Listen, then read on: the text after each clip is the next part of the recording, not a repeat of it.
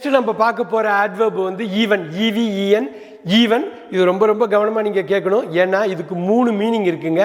இதில் ஒரு மீனிங்கை தான் நம்ம பார்க்க போகிறோம் அட்வர்பா. 3 மீனிங்.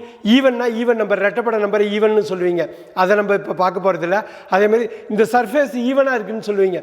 இது சமமாக இருக்குது அப்படின்னு சொல்கிறது ஈவன். அதையும் நம்ம பார்க்க போகிறதில்ல. நம்ம என்ன பார்க்க போகிறோம்னா கூட அப்படிங்கிற ஒரு வார்த்தையை தான் பார்க்க போகிறோம். ஈவன்னா இவன் கூடயா, ஹி டசன்ட் ஈவன் டாக். இப்போ பாருங்கள், he does not even talk. அவன் பேசக்கூட மாட்டான்பா அப்படின்னு சொல்லுவாங்க இல்லைங்களா. He does not even talk, பேசக்கூட மாட்டான். He doesn't even talk. அந்த கூட தான் even. I don't even talk அப்படின்னா நான் பேசக்கூட மாட்டேன். I don't even talk. They don't even டாக்னா அவங்க பேசக்கூட மாட்டாங்க. அந்த கூடங்கிறது தான் ஈவன் ஹியர்.